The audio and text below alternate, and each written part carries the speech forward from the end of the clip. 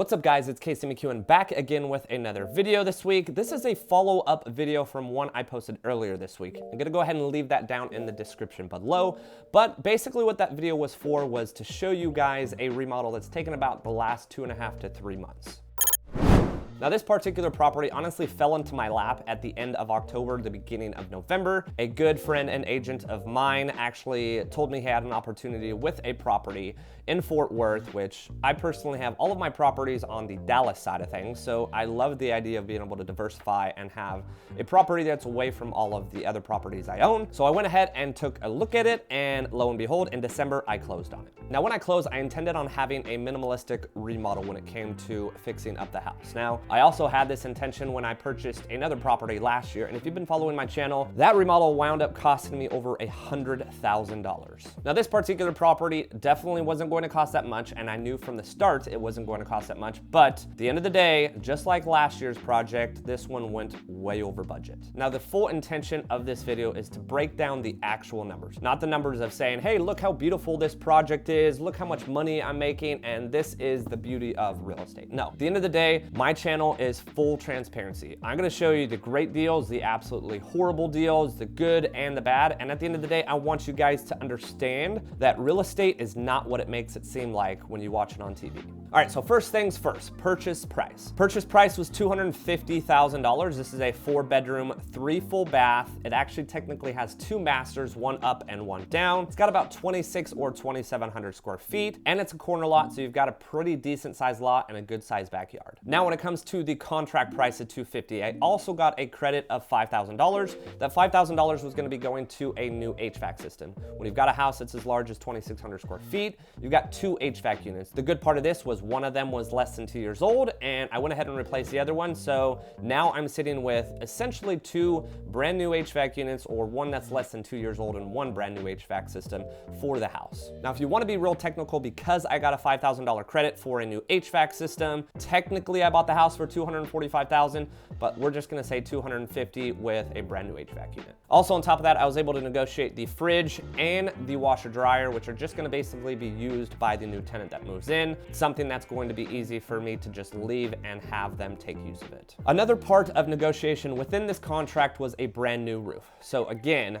prior to remodeling any of this house, I was able to have 2 relatively, if not new, HVAC units and a brand new roof. Really, the only last thing that would be costing a significant amount of money is any kind of plumbing or maybe foundation work, and we'll get to that shortly. So using just the contract price of $250,000 and throwing out the $5,000 in credit, the washer and dryer, the fridge, and the new roof, the total cost of the remodel, I can tell you right now, is $68,616.44. Now this does unfortunately include getting screwed over by a contractor. In that situation, basically what I did, and a lesson hopefully for all of you guys, I feel like every single project that I do, I get screwed over by a contractor, but this entire project now has brought me to, I think I have 3 different crews now, because I've been just juggling so much work when it comes to remodeling different projects, that this is something I'm probably never gonna have to deal with again. But unfortunately, the last 3.5 to 4.5 years in real estate, when it came to remodeling projects, feels like every single time a contractor screwed me over. So the situation there was I basically paid someone weekly to cover the crew and the guys that he had working for him. Well, he quoted me a certain price, and by the time that I almost nearly paid him off, he wasn't even 50% done with the job. So just some word of advice, guys.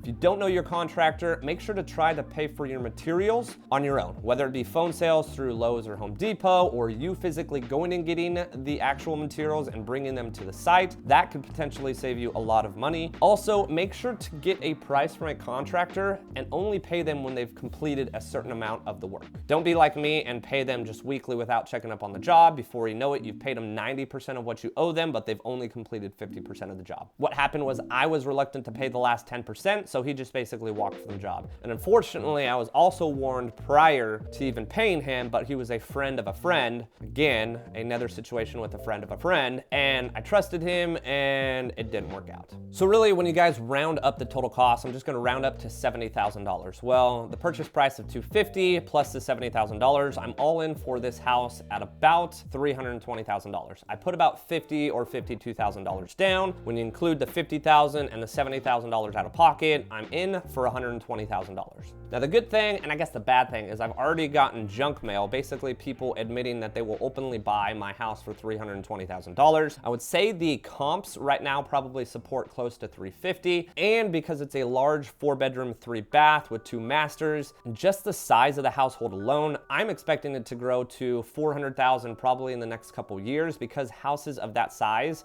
including something that has a multi-generational home or an opportunity where you could have the parents upstairs and the elderly grandparents downstairs and 2 separate masters, something like that is definitely going to continue to appreciate in value, and something like that in my market, the Dallas-Fort Worth market, is only getting more and more expensive. So yes, I'm all in for $320,000. It'd be the same if I went out and purchased a property for $320,000 that was fully remodeled. I'd have obviously less cash down because it'd be 20% down of $320,000 versus technically I have $120,000 into $320,000. In reality, I'm actually pushing close to 40% down because I put 20% down initially on the loan value of $250,000. Then I put an additional $70,000 out of pocket remodeling it. But the good part here is my mortgage is gonna be substantially lower than if I were to just purchase a outright property for $320,000 and put 20% down. Now, another good thing about this property is the timing in which I purchased it. Well, I purchased it back in December of 2021, and as we are mostly all aware, interest rates at that time were exceptional. Since the beginning of 2022, they've gone up substantially to where most investment properties are pushing 5s, if not in the middle of 5s in terms of your percent. Well, this was an investment property and I was able to get it at 3.75% interest rate. And that's for a 30-year note, and I'm gonna hold it, and honestly, I don't think I'm ever gonna sell it. Now, there may come a time when interest rates go back down. I don't anticipate myself being able to get a better interest rate than 3.75 on an investment property, so it's gonna be hard for me to want to cash out refi. I'm gonna have to have something that makes absolute sense to be able to increase the interest rate on it. But at the end of the day, the good news here is all of the work that I did to the property, I personally know what was done, and I know it's not gonna have to be fixed anytime soon. And that's another perk, guys. When you go full gut job on a property, and that's essentially what I did here. We're talking both HVACs are new. Foundation is replaced, plumbing is replaced, new roof, entirely new cosmetic updates, including probably a little bit nicer kitchen and bathrooms than I would have otherwise done. And other than maybe landscaping, there's really nothing that needs to be done to this property for, I hope, the next decade or two. Now, yes, you're gonna have your minor repairs and your wear and tear from tenants, but this is a property that I don't think anything's gonna have to be done. And the main reason is because we tore this down all the way basically to the studs and replaced everything. So the alternative would be to go purchase a property for $320,000, fully remodeled, already on the market. The issue there, you can get an inspection and make sure that everything's fine, but you may not have a warranty on the roof because the roof is 7 years old. You may not have a warranty on the foundation because they aren't even sure who did the foundation work a couple years back. In this case, I know the contractors, and if there's issues, they will just go out and fix it. Same thing with the foundation, the roof, the plumbing, so on and so forth. All of that work has been done since I purchased the house. I know who did the work, and if there's issues with the work, I just call them and they'll fix it. So to follow up on the numbers, that's the whole point of this video, right? $250,000 purchase, about $70,000 in rehab, so you're all in for $320,000. Now, a lot of us may find the 1% rule as something that you want to attain. Well, the 1% rule doesn't really happen in my market.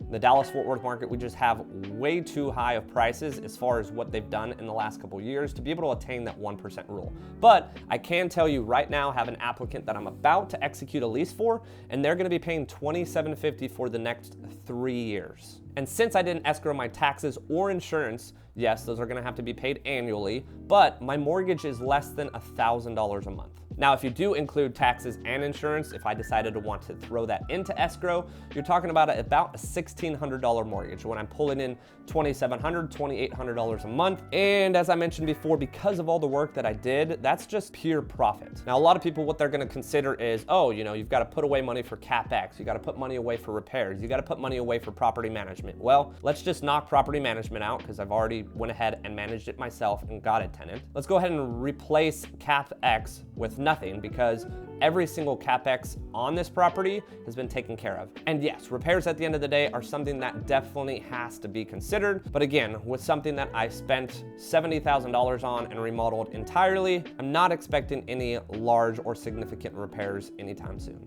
So in reality, I'm gonna be making about $12,000 a year on this property, $12,000 a year for the next 3 years with this 3-year lease. But again, it's a property that I'm not going to have any desire to sell anytime soon. So $12,000 a year, if you include that with the other properties that I have in terms of cash flow, the amount of passive income that I'm generating is starting to climb exponentially. Now, if you've watched my other videos, I do have a situation with selling my duplex and building a cabin. I'm also remodeling my commercial property that I purchased back in January. Just finished up this remodel and I'm gonna have a tenant in here in no time, but I am gonna update you guys on my total rental portfolio. About a year ago, or about 14 months ago, I made a video showing my $2.5 million portfolio. Well, give me another 30 to 60 days, we're moved into my commercial building, and hopefully I close on my cabin up in Broken Bow, Oklahoma, and I'm gonna be sitting at about a $4.5 million real estate portfolio. So that's one video to stay tuned for moving forward, but I really wanted to give you guys an idea of just